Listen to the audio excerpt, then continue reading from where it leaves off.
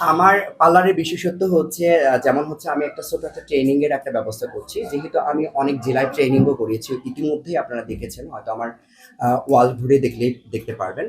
সেক্ষেত্রে আমার কাছে মনে হয়েছে যে হচ্ছে এখানে খুঁটিনাটি বিষয়গুলো আমি অনেক হচ্ছে যারা অবহেলিত থাকে তাদেরকে আমি শিখাতে পারবো, বা আমার একটা অবস্থার জায়গা তৈরি হবে, তাদের একটা কাজের জায়গা তৈরি হবে, যারা আমার এখানে কাজ করতে চায় তাদেরকে আমি স্যালারি দিয়ে তাদের পরিবারকে আমি সচেতনভাবে বাঁচাতে পারবো, এটা আমার দৃঢ় বিশ্বাস। আমি এই প্রচেষ্টা এবং উদ্যোগ নিয়ে কিন্তু আমি কাজ করছি। আমার এখানে বিশেষত হচ্ছে সেলুনের মধ্যে, যেমন এখন কিন্তু স্কিন নিয়ে অনেকে ধরনের পিলিং বা হচ্ছে সার্জারি অনেক কিছুই করে না। আমরা কি আদিম যুগে আগে বসবাস করতো না আমার বাপ দাদারা, তখন কি তারা ভেষজ উপাদান ইউজ করতো না?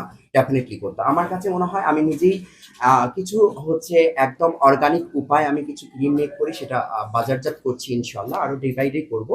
তাই আমার কাছে মনে হয়েছে যে আমি অর্গানিক উপায়ে কিছু তাদের সার্ভিস দিতে চাই। অবশ্যই আমার এখানে ডিজিটাল থাকবে, তার মানে এই নয় যে শুধু আমার অর্গানিক দিয়ে সবকিছু হবে, যেহেতু আমার একটা বিজনেস প্ল্যাটফর্ম। তাই আমি চাচ্ছিলাম যে অ্যাকচুয়ালি আমার এখানে এসে নতুনত্ব কিছু শিখুক এবং জানুক, এবং তাদের সার্ভিসগুলো এভাবে আপডেট হোক। ইভান শাহরিয়ার সোহাগ ভাইয়া বাংলাদেশের শ্রেষ্ঠ নৃত্য কোরিওগ্রাফার, সে আসছে। আসলে অনেকেই আসছে আমার এখানে, অপূর্ব ভাইয়া অনেকে আসছে, আসলে সব দেখতেই পাচ্ছেন আপনারা। আমার মূলত হচ্ছে ছোটবেলা থেকে ইচ্ছা ছিল, মনে হচ্ছে আমার ডেডিকেশন ছিল যে কোনো একটা কর্ম নিয়ে বাঁচতে চাই।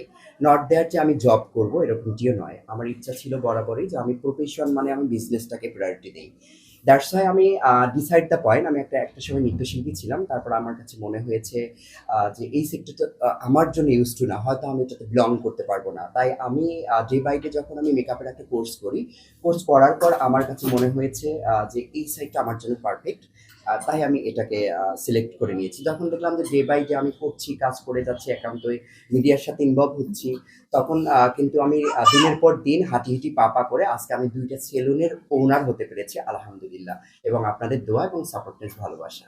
ইন্সপিরেশন সব থেকে বড় জিনিস, ডেডিকেশন এবং হচ্ছে মানুষের সততা, সৎ নিষ্ঠা এবং হচ্ছে তার যদি কাজের মধ্যে দক্ষতা থাকে, নট দ্যার নেসেসারি। বর্তমান বাংলাদেশের সমাজ এবং সভ্যতায় আপনারা দেখবেন যে অ্যাকচুয়ালি অনেক ধরনের মেকআপ আর্টিস্ট এখন তৈরি হয়েছে। আমি না তাদের গছিভাবে না করি, কিন্তু আমার কাছে মনে হয় যে একজন উদ্যোক্তা হিসাবে যদি তৈরি হতে হয় তাহলে তাকে খুঁটিনাটি মেকআপের বিষয়ে গ্রামাটিক্যাল জানতে হবে। নট দ্যাট নেসেসারি তুলি ধরলেই মেকআপ আর্টিস্ট হওয়া যায় না, আমার এটা ওপিনিয়ন অ্যাজ এ আর্টিস্ট হিসাবে।